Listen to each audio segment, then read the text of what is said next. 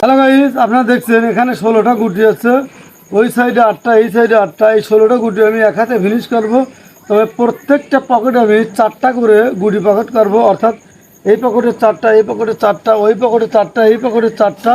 তো এইভাবে 16টা গুটি আমি এক হাতে ফিনিশ করব। এটা কিন্তু জটিল এবং কঠিন শট। ক্রীড়া জগতের ইতিহাসে এটা কিন্তু একটা বিশ্ব রেকর্ড ছাড়া কিছুই না। তো দেখুন কীভাবে আমি এই 16টা গুটি এক হাতে ফিনিশ করি। আর এই মারের যে টেকনিক, সেটা আমি অবশ্যই আপনাদেরকে শিখিয়ে দেব। তো আরও একটি ব্যাপার আছে, দেখেন এইখানে দুইটা গুটি আছে, এই গুটি আর এই গুটি। লাস্টে আমি এই দুই গুটি এক মারে দুই পকেট করবো, অর্থাৎ এই গুটি এই পকেট নেবো আর এই গুটি এই পকেট নেবো। আর এই দুই গুটির মধ্যে এই গুটি এই পকেট করবো, এই গুটি এই পকেট করবো এক মারে। তো দেখুন কীভাবে আমি এক হাতে এই 16টা গুটি ফিনিশ করি এবং যেভাবে বললাম সেইভাবে আমি আপনাদেরকে নিয়ে দেখাই।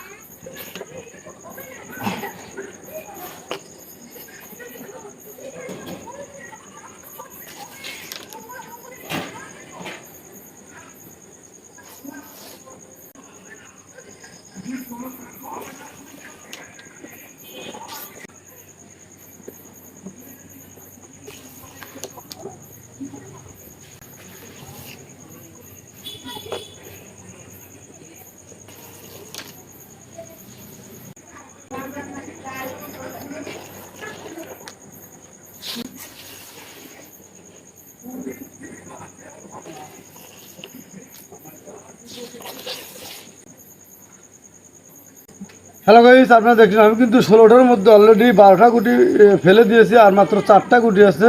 তো এই 4টা গুটি নিয়ে কিন্তু একটা ক্রীড়া জগতের ইতিহাস, একটা বিশ্ব রেকর্ড হবে। তো দেখুন কীভাবে আমি এই 4টা গুটিও ফেলে দেই। এই সাথে এই পকেটে, আর এই সাথে এই পকেটে, আর এই সাথে এই পকেটে, আর এই সাথে এই পকেটে। তবে এক মারে কিন্তু 2টা গুটি যাবে।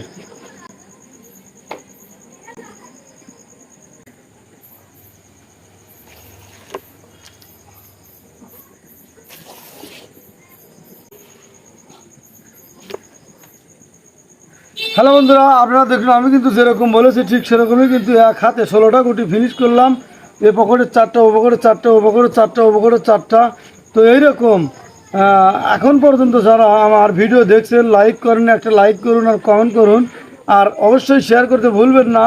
তো আমি কিন্তু বলেছিলাম যে যারা শেষ পর্যন্ত দেখবে তাদের জন্য রয়েছে সুখবর। আসলে প্রত্যেকটা মারেরই কিন্তু সূত্র আছে, আর সব সূত্র হচ্ছে যে আপনারা বেশি বেশি প্র্যাকটিস করবেন, আর বেশি বেশি প্র্যাকটিস করবেন, এর উপর আর কোনো সূত্র হয় না। কারণ গুটি এক এক সময় এক এক জায়গা থাকে। তো আসলে ডিগ্রি মাপে এটা বোঝানো সম্ভব না। তো দেখেন গুটি এক সময় এখানে আসে, আর এক সময় এখানে থাকে, আর এক সময় এখানে থাকে। তো গুটি যদি এখানে থাকে, এখানে যদি থাকে, সেই গুটিকে নেওয়ার জন্য স্ট্রাইক এক জায়গায় বসাইতে হবে। আবার যদি এই জায়গায় থাকে, তো ওর জন্য আর এক জায়গায় বসাইতে হবে, বা গুটির আর এক জায়গায় লাগাইতে হবে। তো আসলে কিন্তু গুটির অবস্থানের সাথে স্ট্রাইকের অবস্থান পরিবর্তন হয়। তো প্রত্যেকটা মারের জন্য একটাই সূত্র, বেশি বেশি প্র্যাকটিস করবেন। আর প্র্যাকটিস করার মাঝে যদি কোনো সমস্যার সম্মুখীন হন, কমেন্ট করে বলবেন, তখন সেই কমেন্টের অনুযায়ী আপনাদেরকে বুঝিয়ে দিতে পারবো। তো যাই হোক, এইরকম হাজার হাজার মার আমার চ্যানেলে আছে, চাইলে দেখে আসতে পারেন। আর যদি নিত্য নতুন মাছ শিখতে চান, অবশ্যই বেল বাটনটি অন করে রাখবেন। ভালো থাকুন, সুস্থ থাকুন।